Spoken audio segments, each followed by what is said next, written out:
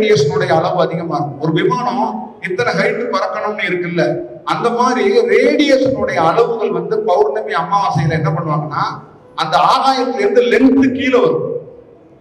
அளவோட கீழே சைஸ் கீழே வந்துகிட்டு இருக்கும் போது அதோடைய காற்று என்ன பண்ணும்னா அந்த ரெகுலர் காற்றோட கலக்கப்படும். அப்ப என்ன பண்ணுன்னா உயர்ந்த ஆற்றல்களை ஒருத்தர் சுவாசிக்கிறதுக்கான வாய்ப்பை உருவாக்குறான். அவன் எவன் உருவாக்குவான்னா நல்ல தவம் பண்றவனுக்கு அது கிடைக்கும். ஏன்னா ஆல்ரெடி அவன் உடல் அந்த மாதிரி தயார் பண்ணி வச்சுக்கிட்டே இருக்கிறதுனால அந்த தவம் பண்ணி யாரெல்லாம் அமர்ந்து இருக்கிறாங்களோ அந்த செயல் இருக்கும். இதுக்குதான் சித்தர்களுடைய பாடல்கள்ல குறிப்பிருக்கும். நான் ஆகாய மார்க்கமாக போய் கொண்டிருந்தது 4 தவம் பண்ணி கொண்டிருக்கிற தவசுகளை பார்த்தேன், அவர்களின் தவத்தை பார்த்து விட்டு நான் இறங்கி வந்தேன்னு சொல்லுவாங்கல்ல. அந்த மாதிரி நீங்க வீட்டுல உட்கார்ந்து தவம் பண்ணிக்கிட்டு இருக்கும்போது அந்த ஆற்றல் வரும், அந்த செயல் வடிவம் வரும்போது நம்மளே திக்குமுக்க ஆடி போயிருவோம். அந்த மாதிரி நாட்கள்ல நடக்கும். அதனாலதான் அந்த மாதிரி நாட்களை ரொம்ப மார்க் பண்ணி கொடுத்துருக்காங்க. இந்த நாட்களை நீங்க புடிச்சுக்கங்க, இந்த நாட்களை வச்சுக்கங்க அப்படிங்கிறதுக்கான செயல். அது பின்னாட்கள்ல அமாவாசை போன்ற நாட்கள்ல ரொம்ப கடுமையா தவம் வருதுன்னா உணவு குறைக்கணும். ஒட்டுமொத்தமான நம்மளுடைய உடலோட தன்மையை ரொம்ப கவனமா பார்த்துக்கணும். அந்த நாட்கள்ல வேலைக்கு போக கூடாது, அந்த நாட்கள்ல வெளி பிரயாணத்தை தவிர்க்கணும். அப்ப இந்த மாதிரி ஒரு செயல் வடிவத்துக்குள்ள நம்மளை பாதுகாத்துக்கிட்டு அந்த தவத்துக்குள்ள மேற்கொள்றதுக்கு அன்னைக்கு வீட்டுல எல்லாம் இடையூறு இல்லாம இந்த தீபாவளி பொங்கல் மாதிரி எதாவது கவர்மெண்ட் ஹாலிடே மாதிரி அமாவாசைக்கு நீங்க ஹாலிடே கொடுங்கன்னு வீட்டுல முன்னாடியே லீவ் லெட்டர் கொடுத்து வாங்கி வச்சுக்கணும். அப்ப அந்த நாளை நீங்க வந்து மொத்தமா பயன்படுத்திக்கிறதுக்கான வாய்ப்பை உருவாக்கணும். அப்ப உடல் வந்து ஒரு சீரான தன்மைக்கு வர தொடங்கும். அப்ப அமாவாசை போன்ற நாட்கள்ல நீங்க வேலையும் செஞ்சுக்கிட்டு தியானத்தையும் கேப் கிடைப்பது பண்ணும் போது நீங்க என்ன பண்ணுவீங்கன்னா 2 கட்டானா நிற்கும். இப்படி எப்படி ஆட ஆரம்பிச்சிருவீங்க. அப்ப உடல் வந்து உதற ஆரம்பிச்சிடும். அதுதான் நான் சொல்றேன். அப்ப ஒரு ஒரு ஒரு பயிற்சி காலத்துல இருக்கும்போது எதற்காக புகையில இருங்க, ஒரு சின்ன 4 அடியில ஒரு அறையில இருங்க அப்படின்னா சாதாரண பயிற்சி காலகட்டத்தை கிடையாது. உச்சக்கட்ட பயிற்சி காலங்கும் போது ஒருத்தருக்கு வந்து பிஎஸ் வேணும். ஏன் வேணும் அப்படின்னா அவர் வேற நிலைக்கு போயிட்டாரு. அப்ப வேற நிலைக்கு போனவர் எப்ப வேணாலும் ஆற்றல் வரும், எப்ப வேணாலும் அவர் வேற ஃபார்முலாவுல மாறுவார். அந்த வேற ஃபார்முலாவுல மாறும்போது வேற யாரும் இடைவெளி கொடுக்க பண்றக்கூடாது, யாரும் பேசிடக்கூடாது, அவரை டிஸ்டர்ப் பண்ணிடக்கூடாது. அப்ப அந்த இடத்துக்குள்ளேயே அவர் தவசு பண்ணிட்டு உட்கார்ந்தே இருப்பார். நீங்க பாத்தீங்கன்னா காசியில இமாச்சல் எல்லாம் கடுமையான தவம் பண்ணிக்கிட்டே இருப்பாங்க.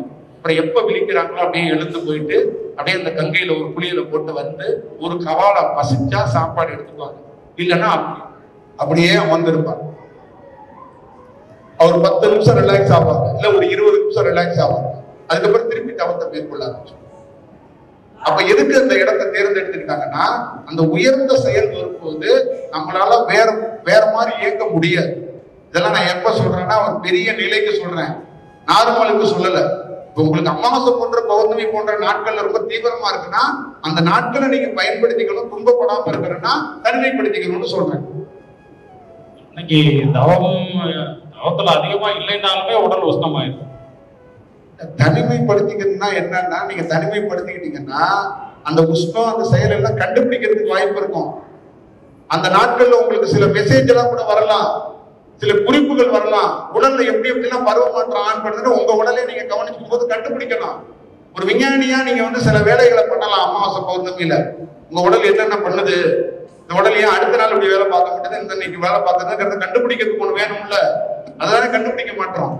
ஐயா, இது வரைக்கும் கேள்விப்பட்ட வரைக்கும் ஆதிசங்கரர், சேஷாதிரி மகான், ரமண மகரிஷி, இந்த மாதிரி இருக்கிற பல பேரோட வரலாறு, இவங்களுடைய வாழ்க்கையில பார்த்தா எல்லாம் ஞானம் அடைஞ்சவர்களா நம்ம வந்து படிச்சிருக்கோம். பட் இவங்க எல்லாருக்குமே அவங்களுடைய மிக இள வயசுலயே அவங்க தந்தையார் விட்டு பிரிஞ்சிருக்காங்க. அதை தவிர ஞானம் கிடைச்ச பல பேர் பார்த்தீங்கன்னாக்கா அவங்களுடைய மனைவி, மகன், இந்த மாதிரி பல பேர் வந்து இறந்திருக்காங்க. ஸோ இந்த மாதிரி இருக்கிற நபர்கள் மட்டும்தான் முழுமையா அவங்க வந்து தியானத்திலையும் தவத்திலையும் ஈடுபட்டு ஞானம் அடைகிற ஒரு வாழ்க்கை இதுவரைக்கும் நம்ம படிச்சிருக்கோம்.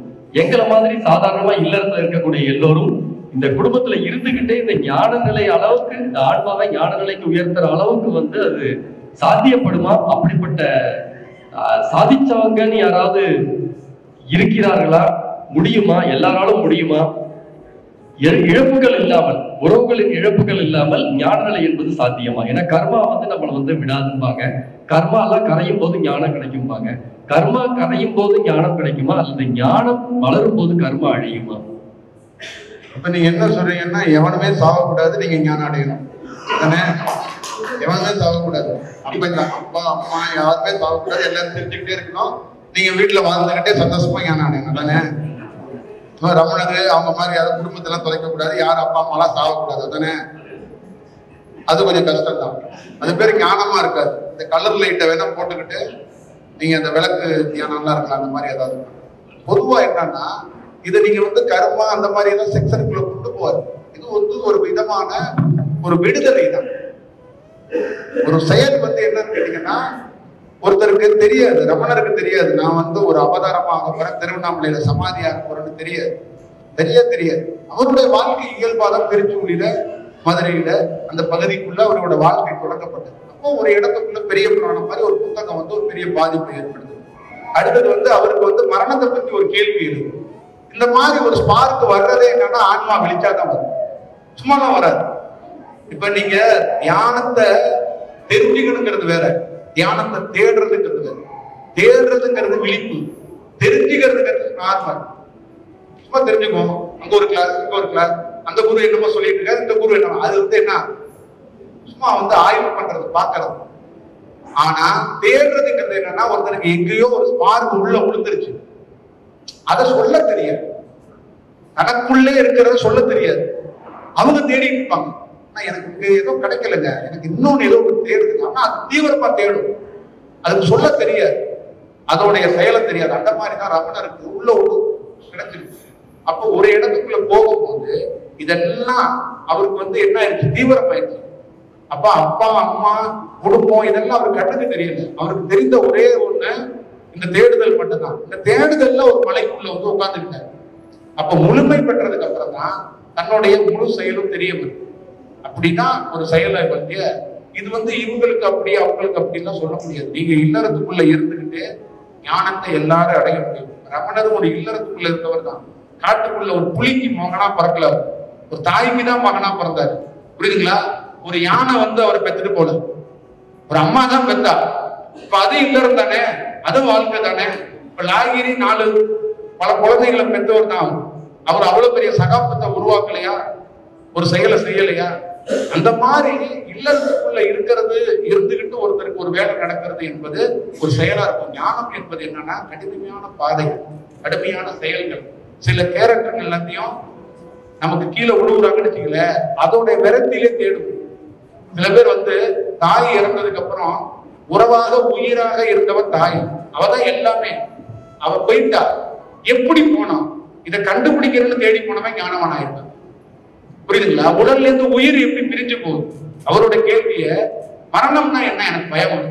இப்போ சாவர மாதிரி நான் படுத்து பாக்குறேன்னு சொன்னவருக்கு தான் தியானம் வந்துச்சு. அங்க என்ன வந்துச்சுன்னு நீங்க கவனிக்கணும்னா, செத்து போற மாதிரி சமாதி நிலை வந்துச்சு.